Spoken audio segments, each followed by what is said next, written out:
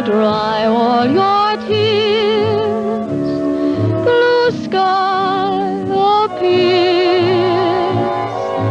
after On the 15th of August 2025, the world celebrates the 80th anniversary of VJ Day.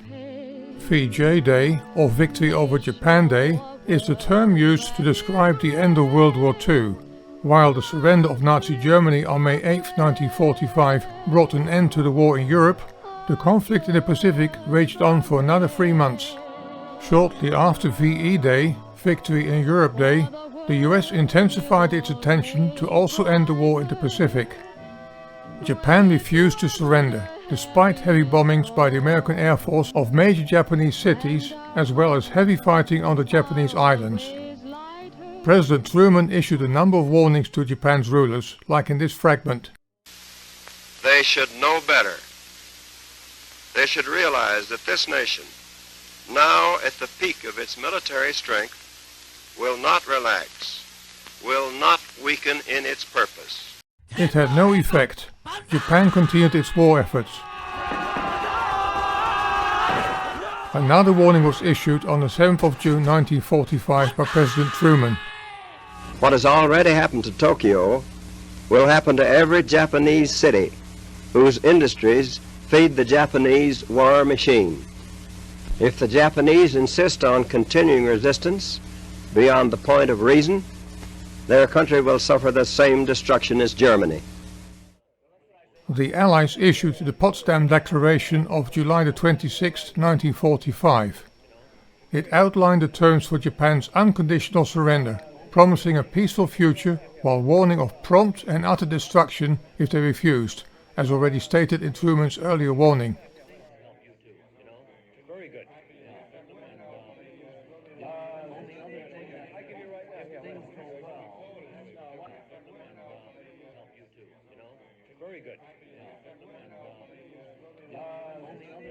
We all know what happened next. The US felt obliged to deploy an atomic weapon named Little Boy on the Japanese city of Hiroshima on the 6th of August 1945.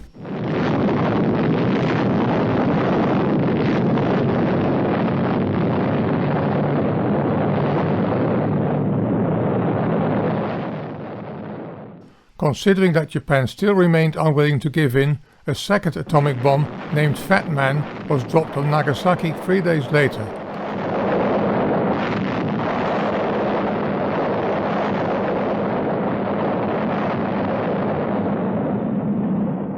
President Truman reported to the American public about the release of both bombs. A short time ago, an American airplane dropped one bomb on Hiroshima and destroyed its usefulness to the enemy.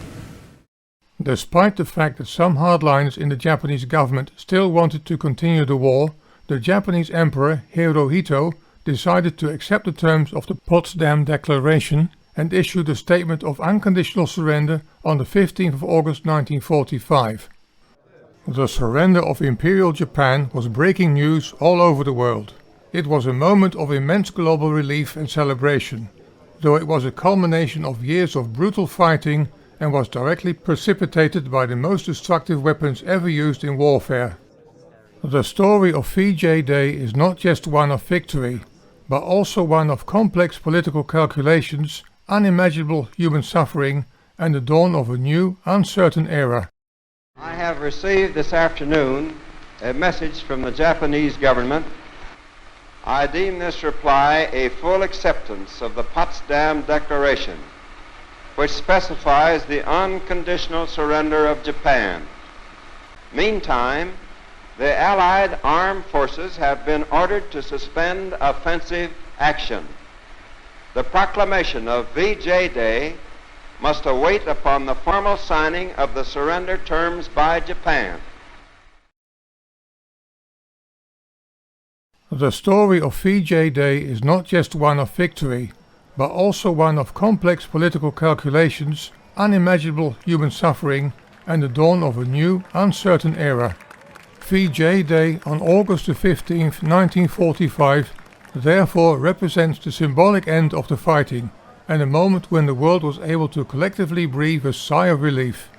It also marked the beginning of a new chapter in global history. The use of atomic weapons brought the world into the nuclear age, forever changing the nature of warfare and international relations. The defeat of Japan set the stage for the American occupation and reconstruction of the country, transforming it into a democratic and peaceful nation. General Douglas MacArthur was appointed to govern Japan and coordinate its conversion into a peaceful nation. The war's end also accelerated the decline of European colonial empires in Asia, paving the way for independence movements across the continent. Ultimately, VJ Day was not just a single event, but a turning point. A day that simultaneously concluded the period of unimaginable conflict and initiated the long, complex process of building the post-war world.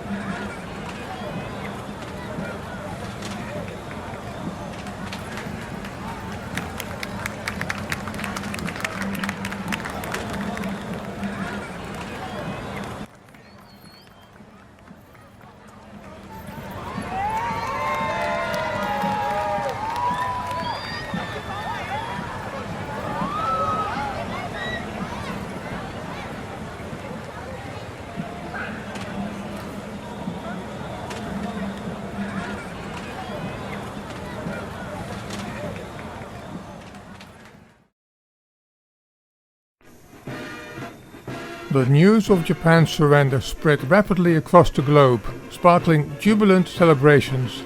In London, people danced in the streets, while in New York's Times Square a massive crowd gathered, culminating in the iconic photograph of a sailor kissing a woman in a white dress. For millions of Allied soldiers, sailors and airmen, the news meant they would finally be going home. However, the joy was tempered by the immense sadness of the war's human cost. More than 400,000 Americans and an estimated 65 million people worldwide had died in the conflict.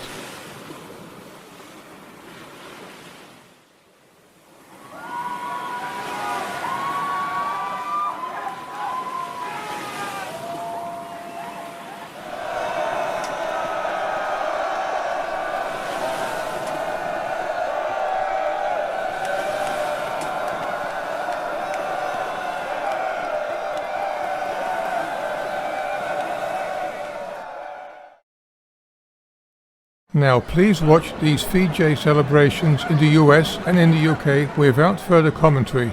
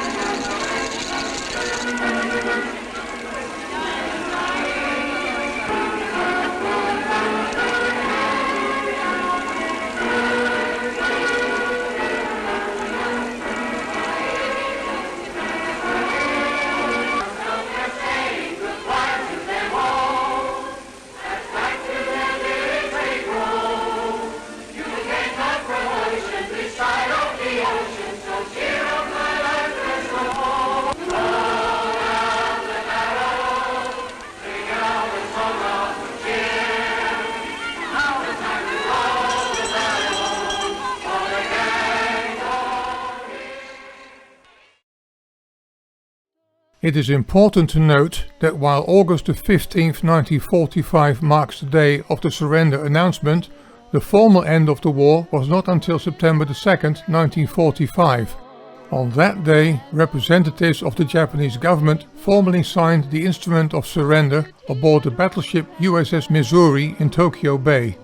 This official ceremony, led by General Douglas MacArthur, included representatives from all the major Allied powers. An elaborate documentary for my channel about the proceedings on board the Missouri is currently in the making. Thanks for watching, and don't forget to subscribe to my channel.